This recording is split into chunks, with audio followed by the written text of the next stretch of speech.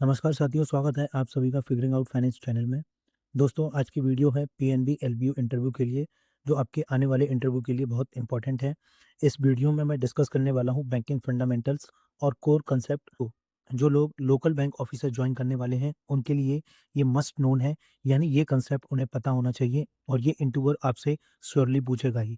इस वीडियो में मैंने टोटल 9 क्वेश्चन डिस्कस किए हैं, जो बहुत ज़्यादा इंपॉर्टेंट होने वाले हैं। इसके अलावा दोस्तों, पीएनबी एलबीओ इंटरव्यू की एक प्लेलिस्ट बनी हुई है। जितनी भी वीडियोस मैंने पीएनबी एलबीओ इंटरव्यू रिलेटेड से बनाई हैं, वो आपको इसी प्लेलिस्ट में मिल जाएंगी। इसके अलावा दोस्तों, आप शॉर्ट वीडियोस भी देख सकते हैं, ये भी पीएनबी एलबीओ इंटरव्यू के लिए हैं। इन वीडियोस में मैं करंट अफेयर्स कवर कर रहा हूँ, जो आपसे हो सकता है आपके इंटरव्यू में पूछे जाएँ। इसके अलावा दोस्तों, जैसा कि आपको पता था, मेरा काफ़ी टाइम से तबीयत खराब थी, मेरे गले में इन्फेक्शन था काफ़ी, तो मैंने इस सीरीज़ को कंप्लीट नहीं किया। इसलिए इस सीरीज़ को मैंने प्रीमियम सब्सक्रिप्शन से भी हटा दिया है। और जितनी भी वीडियोज़ आएँगी पीएनबी एलबीओ इंटरव्यू से रिलेटेड, वो सारी आपको फ्री में मिल जाएँगी। आप जो मैंने ऊपर प्लेलिस्ट बताई है, आप उसको सेव कर लीजिएगा। जितनी भी वीडियोज़ आएँगी पीएनबी एलबीओ इंटरव्यू से रिलेटेड, आप उसको देख सकते हैं। इसके अलावा दोस्तों, recently bank of Baroda LBO interview हो के चुके हैं। उसकी प्लेलिस्ट ऑलरेडी बनी हुई है। ये मेरी पेड प्लेलिस्ट थी, अभी मैंने इसको भी फ्री कर दिया है। अगर आप पीएनबी एलबीओ इंटरव्यू की तैयारी कर रहे हैं, तो मैं आपसे रिक्वेस्ट करूँगा कि इसमें पार्ट 3, 4, 5 आप इनको ज़रूर देखें। इसके अलावा आप और भी वीडियो देख सकते हैं। इस वीडियो में मैंने लोकल बैंक ऑफिसर से रिलेटेड ही क्वेश्चन डिस्कस किए हैं, जो आपके पीएनबी एलबीओ इंटरव्यू के लिए भी काफ़ी ज़्यादा इंपॉर्टेंट होने वाले हैं। इन सभी प्लेलिस्ट का लिंक आपको डिस्क्रिप्शन बॉक्स में मिल जाएगा। इसके अलावा दोस्तों, अगर आपको लगता है कि आपको बैंकिंग टर्म्स आते हैं बट आप पैनल के सामने एक्सप्लेन नहीं कर पाते, तो ये शॉर्ट वीडियो आपके लिए बहुत इंपॉर्टेंट है। इसकी भी सेपरेट प्लेलिस्ट मैंने डिस्क्रिप्शन बॉक्स में दे दी है, आप इनको ज़रूर देखिएगा। इन शॉर्ट वीडियोज़ में मैंने पैनल स्टाइल में बताया है कि कैसे आपको बैंकिंग टर्म्स पैनल के सामने एक्सप्लेन करने हैं। दोस्तों, मैं आपसे माफ़ी चाहूँगा कि इस सीरीज़ को मैं कंप्लीट नहीं कर पाया। जिस हिसाब से मैंने और भी बैंकिंग इंटरव्यूज़ एग्ज़ाम कवर किए थे लास्ट 2-3 मंथ्स में, क्योंकि ये चैनल भी मेरा नया है। मैंने मोस्टली जनवरी में ही स्टार्ट किया था इस चैनल को, तो माफ़ी चाहूँगा। नेक्स्ट, अगर आप किसी और की तैयारी कर रहे हैं, किसी और इंटरव्यू की आप तैयारी कर रहे हैं, तो आप चैनल पर ज़रूर देखिएगा। आपको हर इंटरव्यू के लिए यहाँ पे वीडियो सीरीज़ मिल जाएगी। उसमें मैं पैनल स्टाइल में बताता हूँ कि कैसे आपको पैनल के सामने अपने आंसर को एक्सप्लेन करना है, जिससे आपको इंटरव्यू में एक अलग ही एज मिलेगा और सिलेक्शन के चांसेस काफ़ी हाई हो जाएँगे। तो चलिए दोस्तों, आज का वीडियो शुरू करते हैं। आज का पहला क्वेश्चन है, tell me what do you understand by CASA ratio and why is it so important for banks profit and what is PNB's current CASA ratio. चलिए देखते हैं पैनल को एक अच्छा आंसर कैसे दें। सर, कासा का फुल फॉर्म होता है current account saving account. Kasa ratio का मतलब होता है बैंक के टोटल डिपॉजिट में से कितना हिस्सा करंट और सेविंग अकाउंट से आ रहा है। इसको कैलकुलेट करने के लिए हम कासा डिपॉजिट को टोटल डिपॉजिट से डिवाइड करते हैं और फिर उसको 100 से मल्टीप्लाई कर देते हैं। सर, ये रेशियो बैंक के लिए बहुत इंपॉर्टेंट होता है, क्योंकि करंट अकाउंट पर बैंक को जीरो इंटरेस्ट देना पड़ता है और सेविंग अकाउंट पर ही बहुत लो इंटरेस्ट देना होता है, अराउंड 2.70%। इसका मतलब ये हुआ, कासा डिपॉजिट बैंक के लिए सबसे सस्ता सोर्स ऑफ फंड होता है। जब कासा रेशियो हाई होता है, तो बैंक का ओवरऑल कॉस्ट ऑफ डिपॉजिट कम हो जाता है और जो डिफरेंस होता है बैंक लोन से जो कमाता है और डिपॉजिट पर जो देता है, जिसे हम नेट इंटरेस्ट मार्जिन बोलते हैं, वो इम्प्रूव हो जाता है और डायरेक्टली इसका इम्पैक्ट बैंक की प्रॉफिटेबिलिटी पर पड़ता है। अगर मैं पंजाब नेशनल बैंक की बात करूं सर, तो क्वार्टर 3 फाइनेंशियल ईयर 25-26 के अकॉर्डिंग दिसंबर 2025 तक पीएनबी का कासा रेशियो 37.1% है। सेविंग डिपॉजिट 4.8% ग्रो होके 5.15 लाख करोड़ हो गया है और करेंट डिपॉजिट 9.1% ग्रो होके 76,000 करोड़ के अराउंड हो गया है। इस तरह टोटल कासा डिपॉजिट 5.92 लाख करोड़ हो गया है। साथ ही साथ पीएनबी का कॉस्ट ऑफ डिपॉजिट भी कम होके 5.09% आ गया है, जो क्लियरली शो करता है कि स्ट्रॉन्ग कासा बेस बैंक की प्रॉफिटेबिलिटी पर पॉजिटिव इम्पैक्ट डाल रहा है। नेक्स्ट क्वेश्चन है, you have been in banking for a year now, tell me what are NPA, gross NPA and net NPA, explain it simply with an example. चलिए देखते हैं panel को एक अच्छा आंसर कैसे दें। सर, जब बैंक किसी कस्टमर को लोन देता है और बोरोवर 90 डेज तक इंटरेस्ट या प्रिंसिपल रीपे नहीं करता, तो वो लोन नॉन परफॉर्मिंग असेट यानी एनपीए बन जाता है। सिंपल वर्ड में, ऐसा लोन जो बैंक के लिए इनकम जनरेट करना बंद कर देता है। अगर मैं ग्रॉस एनपीए की बात करूं, तो ये बैंक के सारे बैड लोन्स का टोटल अमाउंट होता है, बिना किसी एडजस्टमेंट के। अगर सर नेट एनपीए की बात करें तो नेट एनपीए वो अमाउंट होता है जो प्रोविज़न माइनस करने के बाद बचता है। प्रोविज़न का मतलब है वो सेफ्टी अमाउंट जो बैंक पहले से साइड में रख लेता है ताकि फ्यूचर लॉस को कवर कर सके। सर इसका सिंपल फ़ॉर्मूला है net NPA equal to gross NPA minus provision. Sir एक छोटा-सा एग्ज़ाम्पल और है, मान लीजिए बैंक के पास 10 करोड़ के बैड लोन्स हैं और बैंक ने ऑलरेडी 7 करोड़ प्रोविज़न के फॉर्म में रख लिए हैं, तो इस केस में ग्रॉस एनपीए होगा 10 करोड़ और नेट एनपीए सिर्फ 3 करोड़ बचेगा। अगर सर पीएनबी की बात करें, पीएनबी का ग्रॉस एनपीए रेशियो इम्प्रूव होके 3.19% आ गया है और नेट एनपीए सिर्फ 0.32% है एज़ ऑफ दिसंबर 2025। साथ ही प्रोविज़न कवरेज रेशियो भी स्ट्रॉन्ग है अराउंड 96.99%। और अगर सर ओवरऑल इंडस्ट्री देखें तो शेड्यूल्ड कमर्शियल बैंक का ग्रॉस एनपीए रेशियो भी सितंबर 2025 तक 2.15% के हिस्टोरिक लो पर आ चुका है। इससे ये क्लियर होता है सर कि हमारा बैंकिंग सिस्टम ग्रेजुअली स्ट्रांग हो रहा है। नेक्स्ट क्वेश्चन है, tell me simply what is capital adequacy ratio and why does RBI ask every bank to maintain it. चलिए देखते हैं पैनल को एक अच्छा आंसर कैसे दें। सर कैपिटल एडिक्वेसी रेशियो या सीआरएआर सिंपल वर्ड में बताता है कि बैंक फाइनेंशियली कितना स्ट्रांग है। ये एक रेशियो होता है बैंक के अपने कैपिटल का उसके रिस्क वेटेड असेट के अगेंस्ट। इसका फॉर्मूला होता है tier 1 capital plus tier 2 capital divided by risk weighted asset. Sir tier 1 capital यहाँ एक कोर कैपिटल होता है जैसे इक्विटी और रिजर्व, ये सबसे रिलायबल कैपिटल होता है। एंड सर टायर 2 ये सप्लीमेंट्री कैपिटल होता है जैसे सबऑर्डिनेट डेट जो एक्स्ट्रा सपोर्ट देता है बैंक को। And sir risk weighted asset का मतलब होता है सर ये लोन या इन्वेस्टमेंट को उसके रिस्क के हिसाब से वेट दिया जाता है, जैसे सेफ लोन का वेट कम होगा और रिस्की लोन का वेट ज़्यादा होगा।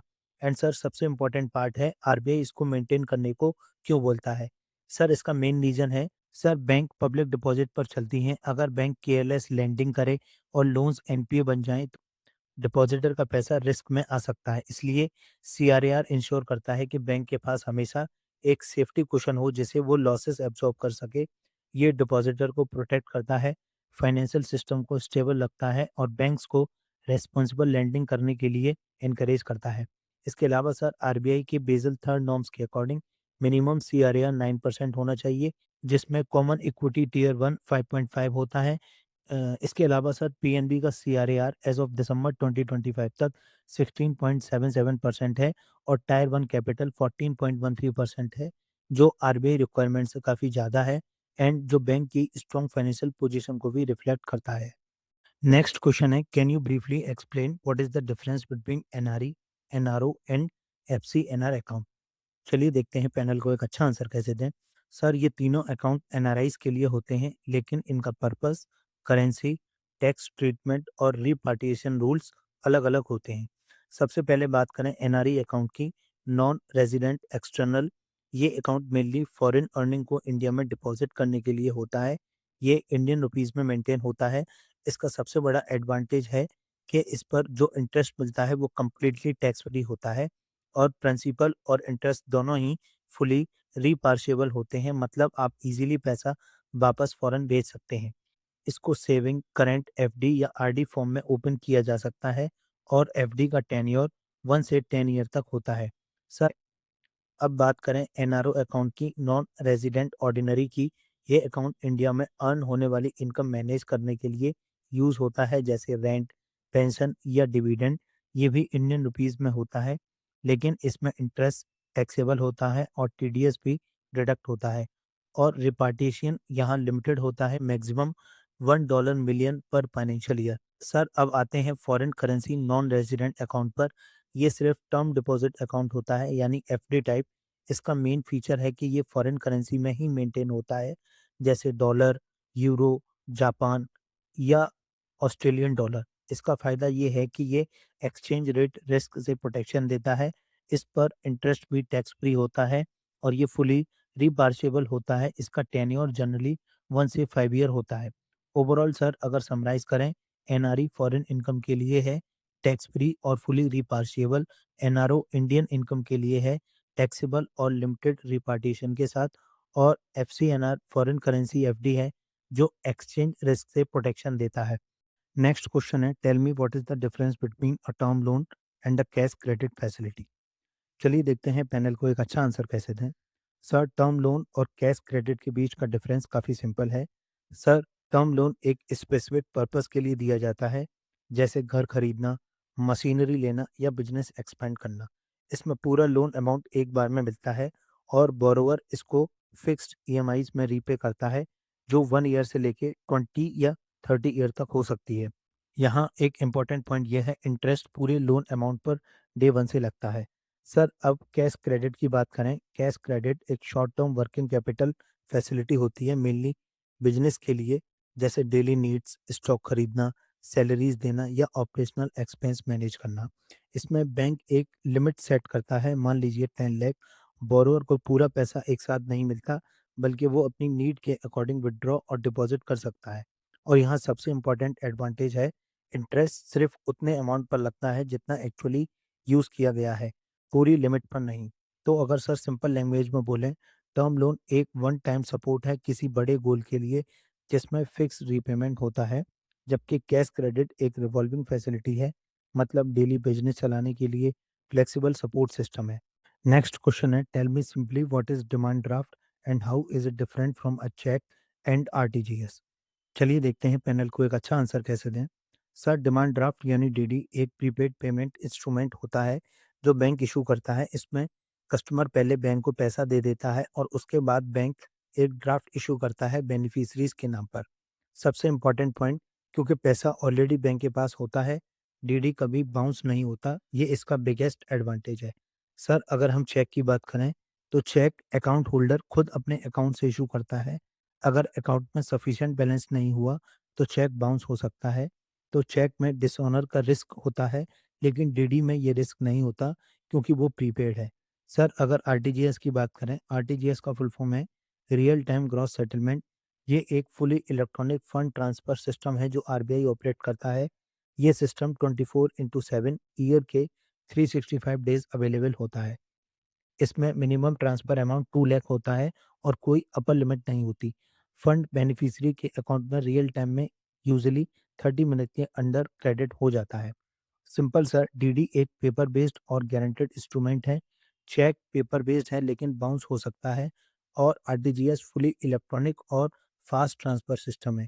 आज के टाइम में डिजिटल मोड जैसे आरटीजीएस का यूज़ काफ़ी बढ़ रहा है, लेकिन डीडी अभी भी इम्पोर्टेंट है, specially university fees, government tenders और कोड डिपॉजिट, जहां गारंटेड पेमेंट रिक्वायर्ड होता है। नेक्स्ट क्वेश्चन है, can you explain what is base rate and MCLR, how do they affect the interest rate on loan. चलिए देखते हैं panel को एक अच्छा आंसर कैसे दें। सर, इंडिया में banks loan interest rate decide करने के लिए मेनली 3 सिस्टम का यूज़ करते हैं। पहला है sir base rate. Base rate वो मिनिमम रेट होता है जिसके नीचे बैंक किसी को लोन नहीं दे सकता। जैसे एग्जांपल के लिए पीएनबी का करंट बेस रेट है 9.50% है, लेकिन अब ये सिस्टम मोस्टली पुराने लोन्स पर ही एप्लीकेबल है। दूसरा है एमसीएलआर यानी marginal cost of fund based lending rate.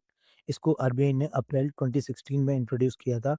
ये बैंक के लिए नए फंड रेज करने की कॉस्ट पर बेस्ड होता है, इसलिए ये आरबीआई के रेट चेंज को थोड़ा फास्ट रिफ्लेक्ट करता है। अगर एग्जांपल लें, तो पीएनबी का 1 ईयर एमसीएलआर 8.75% है, जो 1 अप्रैल 2026 से इफेक्टिव है। लेकिन एक्चुअल रेट क्या होगा, वो होगा एमसीएलआर प्लस एक स्प्रेड, जो बोरोवर के रिस्क प्रोफाइल पर डिपेंड करता है। तीसरा और सबसे इम्पोर्टेंट सिस्टम है एक्सटर्नल बेंचमार्क लिंक रेट, जिसे अक्टूबर 2019 में आरबीआई ने मैंडेटरी कर दिया है। इसमें लोन डायरेक्टली एक्सटर्नल बेंचमार्क से लिंक्ड होते हैं, जैसे रेपो रेट। पीएनबी का रेपो लिंक लेंडिंग रेट 8.10% है। ये कैलकुलेट होता है repo rate 5.25% plus markup 2.75% plus BSP 0.10%। इसका सबसे बड़ा बेनिफिट ये है, जब आरबीआई रेपो रेट चेंज करता है तो कस्टमर के लोन्स का इंटरेस्ट रेट और ईएमआई जल्दी चेंज हो जाता है। इससे लोन प्राइसिंग ज़्यादा ट्रांसपेरेंट और फेयर हो जाती है। नेक्स्ट क्वेश्चन है, tell me what is DICGC and how much insurance cover does a depositor get. चलिए देखते हैं पैनल को एक अच्छा आंसर कैसे दें। सर, डीआईसीजीसी का फुल फॉर्म होता है deposit insurance and credit guarantee corporation. ये रिजर्व बैंक ऑफ इंडिया की होली ओन सब्सिडरी है। इसने 1 जनवरी 1962 से काम स्टार्ट किया था डीआईसीजीसी एक्ट 1961 के अंडर, और इंडिया दुनिया का सेकंड कंट्री था अमेरिका के बाद जहां डिपॉजिट इंश्योरेंस स्कीम स्टार्ट हुई। सर इसका मेन ऑब्जेक्टिव होता है स्मॉल डिपॉजिटर के पैसे को प्रोटेक्ट करना। अगर कोई बैंक फेल हो जाती है या आरबीआई उस बैंक पर रेस्ट्रिक्शन लगा देता है तो डीआईसीजीसी डिपॉजिटर को उनका पैसा पे करता है। अब अगर इंश्योरेंस कवर की बात करें तो करेंटली हर डिपॉजिटर को 5 लाख तक का इंश्योरेंस मिलता है पर बैंक। इस 5 लाख में प्रिंसिपल और इंटरेस्ट दोनों इंक्लूडेड होते हैं। पहले ये लिमिट 1 लाख थी लेकिन 2020 में इसे बढ़ाकर 5 लाख कर दिया गया। डीआईसीजीसी सभी टाइप्स के डिपॉजिट कवर करता है जैसे सेविंग, करंट, फिक्स्ड और रिकरिंग डिपॉजिट। और ये coverage commercial bank, cooperative bank और रीजनल रूरल बैंक सब पर अप्लाई होता है। लेकिन सर कुछ एक्सेप्शन भी हैं जैसे सेंट्रल और स्टेट गवर्नमेंट के डिपॉजिट और इंटरबैंक डिपॉजिट कवर नहीं होते। और सर 2021 में अमेंडमेंट के बाद एक इम्पॉर्टेंट चेंज आया। अगर आरबीआई किसी बैंक को ऑल इंक्लूसिव डायरेक्शन के अंडर रखता है तो डीआईसीजीसी को 90 डेज के अंदर क्लेम सेटल करने होते हैं। इससे कॉमन डिपॉजिटर का ट्रस्ट बैंकिंग सिस्टम में और स्ट्रांग हो जाता है। आज का लास्ट क्वेश्चन है, tell me what recent changes have been made in the DICGC insurance premium and how does it affect the banking system. चलिए देखते हैं पैनल को एक अच्छा आंसर कैसे दें। सर रिसेंटली सबसे बड़ा चेंज ये हुआ है कि deposit insurance and credit guarantee corporation ने अपना प्रीमियम सिस्टम चेंज कर दिया है। पहले सर होता था सभी बैंक्स को एक ही फ्लैट रेट देना पड़ता था जो था 12 पैसे पर 100 रुपीज़ डिपॉजिट, चाहे बैंक स्ट्रांग हो या वीक सबके लिए सेम रेट था। लेकिन अब 1 अप्रैल 2026 से डीआईसीजीसी ने risk based premium framework introduce किया है। इसमें बैंक को उनके रिस्क प्रोफाइल के बेसिस पर 4 कैटेगरी ABCD में डिवाइड किया गया है। अब प्रीमियम भी कैटेगरी के हिसाब से अलग अलग होगा। कैटेगरी ए 8 पैसे, कैटेगरी बी 10 पैसे, कैटेगरी सी 11 पैसे, कैटेगरी डी 12 पैसे। और सर अगर किसी बैंक का लॉन्ग टर्म ट्रैक रिकॉर्ड अच्छा रहा है तो उसको 25% तक एडिशनल डिस्काउंट, जिसे विंटेज डिस्काउंट बोलते हैं, वो भी मिल सकता है। साथ ही डिपॉजिटर के लिए जो इंश्योरेंस कवर है वो अभी भी 5 लाख पर डिपॉजिटर पर बैंक है, जो पहले ₹1 लाख से बढ़ाकर 2020 में किया गया था। इसके अलावा सर अगर हम इम्पैक्ट की बात करें, ये चेंज बैंकिंग सिस्टम के लिए काफ़ी पॉजिटिव है। जो बैंक अच्छे से मैनेज हो रहे हैं उनको अब कम प्रीमियम देना पड़ेगा तो उनकी प्रॉफिटेबिलिटी इम्प्रूव होगी।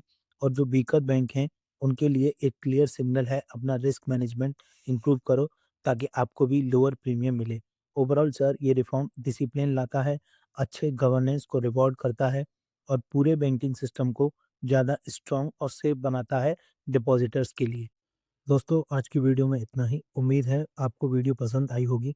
इसके अलावा दोस्तों जो मैंने शॉर्ट्स की प्लेलिस्ट आपको बताई है उसको आप बिल्कुल भी मिस मत कीजिएगा, वह इस सीरीज़ की तरह इक्वली इम्पॉर्टेंट है।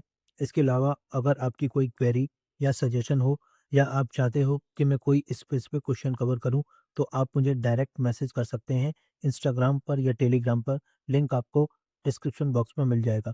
दोस्तों आने वाली वीडियोस के अपडेट के लिए आप टेलीग्राम चैनल ज्वाइन कर सकते हैं। तो चलिए दोस्तों मिलते हैं नेक्स्ट वीडियो में। तब तक आप अपना ख्याल रखें and all the best for your interview.